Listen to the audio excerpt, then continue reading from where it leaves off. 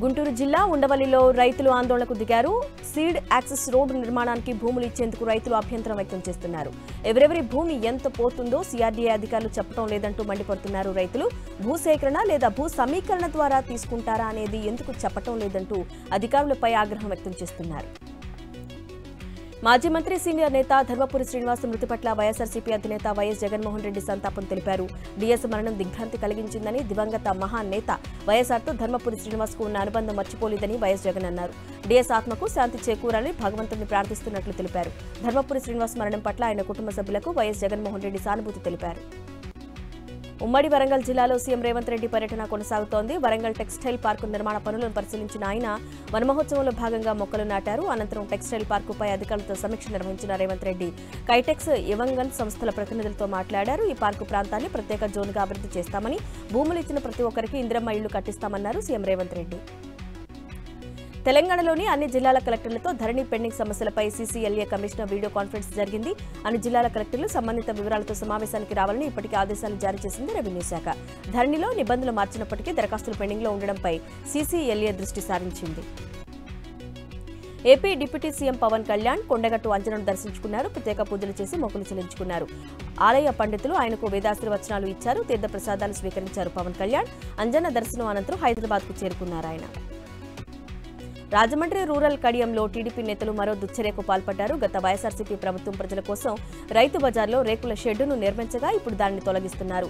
అనుమతులు లేవంటూ టీడీపీ నేతలు అధికార గర్వంతో ప్రవర్తిస్తున్నారు. ప్రజలకు ఉపయోగపడే విధంగా నిర్మించామని వైఎస్ఆర్సీపీ నేతలు చెబుతున్నా పోలీసుల సాయంతో నిర్మాణాన్ని కూల్చేశారు. పార్వతీపురం మన్యం జిల్లా కొమరాడ మండలం గుమ్మడ అంతర్రాష్ట్ర రహదారిపై లారీ బోల్తా పడింది. దీంతో పార్వతీపురం రాయగడ వెళ్లే వాహనాలు నిలిచిపోవడంతో వాహనదారులు తీవ్ర ఇబ్బందులు పడుతున్నారు. ఘటనా స్థలానికి చేరుకున్న పోలీసులు లారీని తొలగించి రాకపోకలు పునరుద్ధరించారు. మాదక ద్రవ్యాల వినియోగానికి వ్యతిరేకంగా అఖిల భారత యువజన సమైక్య ఆధ్వర్యంలో శ్రీకాకుళంలో ర్యాలీ చేపట్టారు. స్థానిక రామ లక్ష్మణ కూడలి వద్ద మానవహారం చేపట్టారు. ఈ సందర్భంగా డ్రగ్స్ వినియోగంతో కలిగే నష్టాల గురించి విద్యార్థులకు అవగాహన కల్పించారు. మెగా డీఎస్సీ పేరుతో చంద్రబాబు ప్రభుత్వం దగా చేస్తోందని డీఎస్సీ అభ్యర్థులు మండిపడ్డారు.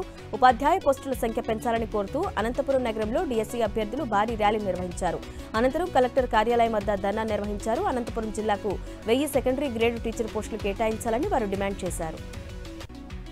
కలుషిత నీటిపై చర్యలు తీసుకోవాలని అధికారులకు చెప్పినా పట్టించుకోవడం లేదని కర్నూలులో బాధితులు ఆందోళన చేపట్టారు. కర్నూలు మున్సిపల్ కార్పొరేషన్ పరిధిలోని పలు కాలనీలో తాగు నీరు కలుషితమైందని, దానివల్ల తీవ్ర అనారోగ్యాలకు గురవుతున్నామని బాధితులు ఆరోపించారు. తక్షణమే అధికారులు చర్యలు చేపట్టాలని వారు డిమాండ్ చేశారు. తూర్పుగోదావరి జిల్లా నల్లజర్ల మండలంలోని 3F ఆయిల్ ఫామ్ నర్సరీని అరుణాచల్ ప్రదేశ్ వ్యవసాయ శాఖ మంత్రి గాబ్రియల్ డివాంగ్స్ సందర్శించారు. నర్సరీలోని మొక్కలను పరిశీలించి ఆయిల్ ఫామ్ సాగుపై స్థానిక రైతులను అడిగి తెలుసుకున్నారు. ఈ సందర్భంగా రాబోయే రోజుల్లో ఆయిల్ ఫామ్ ఉత్పత్తి ఎంతో అవసరమన్నారు గాబ్రియల్. జాతీయ లోక్ అదాలత్తో పలు కేసులకు సత్వర పరిష్కారం లభిస్తుందన్నారు నెల్లూరు జిల్లా ప్రధాన న్యాయమూర్తి యామిని. జిల్లా కోర్టు ప్రాంగణంలో నిర్వహించిన జాతీయ లోక్ అదాలత్కు ఆయన ముఖ్య అతిథిగా హాజరయ్యారు. ఈ సందర్భంగా లోక్ అదాలత్ను సేవలను ప్రతి ఒక్కరూ ఉపయోగించుకోవాలని పిలుపునిచ్చారు జిల్లా జడ్జి యామిని. ఇంద్రకీలాద్రిపై కొలువైన దుర్గమ్మకు హైదరాబాద్కు చెందిన భక్తులు భారీ కానుకలు సమర్పించుకున్నారు. శ్రీ మల్లేశ్వర స్వామి వారికి అలంకరణ నిమిత్తం మాగంటి సత్యనారాయణమూర్తి, మధురావు కుటుంబ సభ్యులు 40 లక్షల రూపాయల విలువైన బంగారు ఆభరణాలను విరాళంగా అందజేశారు. వారికి వేద పండితులు వేదాశీర్వచనం చేసి తీర్థ ప్రసాదాలు అందజేశారు. విశాఖలో జిల్లా పరిషత్ సర్వసభ్య సమావేశం జరిగింది. సందర్భంగా ఏజెన్సీలో పాఠశాల భవనాలు వెంటనే నిర్మించాలని అరకు ఎమ్మెల్యే రేగా మచ్చలింగం కోరారు. అన్ని పాఠశాలల్లో ఉపాధ్యాయులు ఉండేలా చర్యలు చేపట్టాలన్నారు. సీజనల్ వ్యాధుల నివారణకు చర్యలు చేపట్టాలని ఎమ్మెల్యే కోరారు. మహబూబాబాద్ జిల్లా కేశముద్ర మండల కేంద్రంలోని పలు రైస్ మిల్లుల్లో టాస్క్ ఫోర్స్ అధికారులు తనిఖీలు చేశారు. ఈ తనిఖీల్లో 11,379 మెట్రిక్ టన్నుల ధాన్యం మాయమైనట్లు గుర్తించారు. దీంతో రైస్ మిల్లుల యాజమానులపై కేసు నమోదు చేశారు. వరంగల్ జిల్లా వర్ధన్నపేట పట్టణ కేంద్రంలోని ఓ ప్రైవేటు ఎరువుల షాపులో అధికారులు తనిఖీలు చేశారు. నకిలీ విత్తనాలు అమ్ముతున్నారని రైతులు ఆరోపించడంతో జిల్లా వ్యవసాయ శాఖ అధికారులు తనిఖీలు చేపట్టారు. బాధిత రైతులకు అమ్మిన విత్తనాలను పరిశీలించారు. ఈ సందర్భంగా నకిలీ విత్తనాలు అమ్మితే కఠిన చర్యలు తప్పవని అధికారులు హెచ్చరించారు. బొగ్గు గనుల విషయంలో కేంద్ర రాష్ట్ర ప్రభుత్వాలు అవలంబిస్తున్న తీరుపై ఆగ్రహం వ్యక్తం చేశారు. బీఆర్ఎస్ అనుబంధ తెలంగాణ బొగ్గు గని కార్మిక సంఘం అధ్యక్షుడు మిర్యాల రాజిరెడ్డి సింగరేణి బొగ్గు బ్లాక్ను వేలం వేస్తే సహించేది లేదని హెచ్చరించారు. గనుల ప్రైవేటీకరణకు వ్యతిరేకంగా ఉద్యమించాలని కార్మికులకు పిలుపునిచ్చారు. నీట్ పేపర్ లీకేజీ బాధ్యులపై కఠిన చర్యలు చేపట్టాలని డిమాండ్ చేస్తూ మహబూబ్ నగర్ జిల్లా కేంద్రంలో ఎస్ఎఫ్ఐ, ఎన్ఎస్యుఐ విద్యార్థి సంఘాల ఆధ్వర్యంలో ఆందోళన చేపట్టారు. ఎంపీ డీకే అరుణ ఇంటిని ముట్టడించేందుకు ప్రయత్నించడంతో పోలీసులు అడ్డుకున్నారు. ఈ సందర్భంగా నీట్ పరీక్షను రద్దు చేసి మళ్లీ పరీక్ష నిర్వహించాలని వారు డిమాండ్ చేశారు. కొమరం భీం ఆసిఫాబాద్ జిల్లా వాంకిడి మండలం బాంబరలో కొద్దిపాటి వర్షానికే మురికి కాలువలు పొంగిపొర్లుతున్నాయి. దీంతో స్థానికులు తీవ్ర ఇబ్బందులు ఎదుర్కొంటున్నారు. అధికారులు స్పందించి సహాయక చర్యలు చేపట్టాలని స్థానికులు కోరుతున్నారు.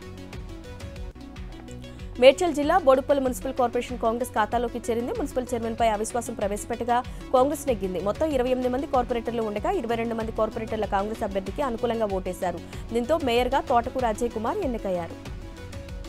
హైదరాబాద్లో తెలంగాణ ఉద్యమ గాయకుడు సాయి చంద్ ప్రథమ వర్ధంతి సంస్మరణ సభ జరిగింది. ఈ సభకు మాజీ మంత్రులు కేటీఆర్, హరీష్ రావు హాజరై సాయి చంద్ చిత్రపటానికి నివాళులు అర్పించారు. అనంతరం హలో సాయి చంద్ పేరిట పాటల సీడీలను వారు ఆవిష్కరించారు. ములుగు జిల్లా గోవిందరావుపేట మండల ప్రస గ్రామంలో జాతీయ రహదారిపై పాడి రైతులు రాస్తారోకో నిర్వహించారు.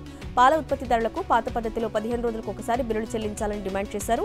లీటర్ పాలకు ₹4 బోనస్ ఇవ్వాలని రైతులు కోరుతున్నారు. మంచిర్యాల జిల్లా చెన్నూరు పట్టణంలోని ప్రభుత్వ ఆసుపత్రి ఎదుట బీజేపీ ఆధ్వర్యంలో నిరసన కార్యక్రమం చేపట్టారు. ఆసుపత్రి నూతన భవనం ప్రారంభించి ఏడాది కాలం గడుస్తున్నా కనీస మౌలిక సదుపాయాలు లేక రోగులు ఇబ్బంది పడుతున్నారని, తక్షణమే అన్ని సౌకర్యాలు కల్పించాలని డిమాండ్ చేశారు. రంగారెడ్డి జిల్లా నార్సింగిలో ఇంజనీర్ దారుణ హత్యకు గురయ్యాడు. ఇంజనీర్ ఇజాయిత్ అలీని దుండగులు గొంతు కోసి హత్య చేశారు. ఓ కారులో ఇంజనీర్ అలీని తీసుకెళ్లి చంపేశారు. కారులో 2 యువకులతో పాటు ఓ మహిళ ఉన్నట్టు సమాచారం. హత్య తర్వాత కారును వదిలేసి పారిపోయారు. కేంద్రంలోని ఎన్డీఏ సంకీర్ణ ప్రభుత్వంలో కీలక భాగస్వామిగా ఉన్న జేడీయూ మోదీ ప్రభుత్వానికి గట్టి మెలిక పెట్టింది. ప్రత్యేక హోదా అంశాన్ని లేవనెత్తింది. బీహార్కు స్పెషల్ స్టేటస్ ఇవ్వాలని డిమాండ్ చేస్తూ పార్టీ జాతీయ కార్యవర్గ సమావేశాల్లో తీర్మానం ఆమోదించింది జేడీయూ. అనేక సమస్యలు ఎదుర్కొంటున్న బీహార్ రాష్ట్ర ప్రగతికి ప్రత్యేక హోదా చాలా అవసరమని పేర్కొంది. దేశంలో ఎయిర్పోర్ట్స్ వద్ద వరుస ప్రమాదాలు కలకలం రేపుతున్నాయి. ఢిల్లీ విమానాశ్రయం టెర్మినల్ పైకప్పు కూలిన ఘటన మరొక ముందే రాజ్కోట్ ఎయిర్పోర్ట్ వద్ద అదే తరహా ఘటన జరిగింది. భారీ వర్షాలకు విమానాశ్రయ టెర్మినల్ వెలుపలి భాగం పైకప్పు కూలిపోయింది. దీంతో ఎదురుగాలులకు ప్రయాణికుల పికప్ డ్రాప్ పాయింట్ వద్ద ఉన్న టెర్మినల్ పై ఉన్న పందిరి ఒక్కసారిగా కుప్పకూలింది. అయితే ఈ ఘటనలో ఎవరికీ ఎలాంటి హాని జరగలేదు. బీహార్లో మరో బ్రిడ్జి కుప్పకూలింది. 10 రోజుల వ్యవధిలో ఇప్పటికే 4 బ్రిడ్జిలు కూలగా తాజాగా మరో బ్రిడ్జి కుప్పకూలింది. మధుబని జిల్లాలో నిర్మాణంలో ఉన్న వంతెన ఒక్కసారిగా కూలిపోయింది. దాదాపు 3 కోట్ల వ్యయంతో 75 మీటర్ల పొడవైన వంతెనను ప్రభుత్వం నిర్మిస్తోంది. దేశవ్యాప్తంగా ఆప్ నిరసనలతో హోరెత్తించింది. కేజ్రీవాల్ అరెస్టుకు వ్యతిరేకంగా ఆప్ శ్రేణులు కదం తొక్కాయి. కేజ్రీవాల్కు బెయిల్ రాకుండా బీజేపీ అడ్డుకుంటోందంటూ ఆప్ ఆగ్రహం వ్యక్తం చేసింది. బీజేపీ తీరుకు నిరసనగా ఢిల్లీలోని బీజేపీ హెడ్ క్వార్టర్ను ఆప్ కార్యకర్తలు ముట్టడించారు. బీజేపీకి వ్యతిరేకంగా నినాదాలు చేశారు. బీజేపీ నుంచి వ్యవస్థను కాపాడాలంటూ నినాదాలు చేశారు ఆప్ కార్యకర్తలు. నీట్ పేపర్ లీకేజీపై సీబీఐ దర్యాప్తు వేగం చేసింది. గుజరాత్లోని 7 ప్రదేశాల్లో సీబీఐ అధికారులు సోదాలు నిర్వహించారు. అనుమానితుల ఇళ్లలో తనిఖీలు చేశారు. ఆనంద్, ఖేడా, అహ్మదాబాద్, గోద్రా జిల్లాల్లో ఈ సర్చ్ ఆపరేషన్ కొనసాగుతున్నట్లు అధికారులు వెల్లడించారు. ఇక జార్ఖండ్లోని హజీరాబాద్కు చెందిన ప్రిన్సిపల్, వైస్ ప్రిన్సిపల్ను సీబీఐ అరెస్టు చేసింది. తమిళనాడులో విషాదం చోటు చేసుకుంది. విరుదునగర్ జిల్లాలోని ఓ బాణసంచా ఫ్యాక్టరీలో భారీ పేలుడు సంభవించింది. ఈ ప్రమాదంలో 3 వ్యక్తులు అక్కడికక్కడే మరణించగా మరొకరు ఆసుపత్రిలో చికిత్స పొందుతూ మృతి చెందారు. సత్తూరు సమీపంలో ఉన్న ఫ్యాక్టరీలో ఉదయం ఒక్కసారిగా పేలుడు సంభవించింది. సమాచారం అందుకున్న వెంటనే ఘటనా స్థలానికి చేరుకున్న అగ్నిమాపక సిబ్బంది సహాయక చర్యలు చేపట్టారు. టీ20 వరల్డ్ కప్ 2024లో ఇవాళ తుది పోరు జరగనుంది. భారత్, సౌత్ ఆఫ్రికా మధ్య ఫైనల్ మ్యాచ్ జరగనుంది.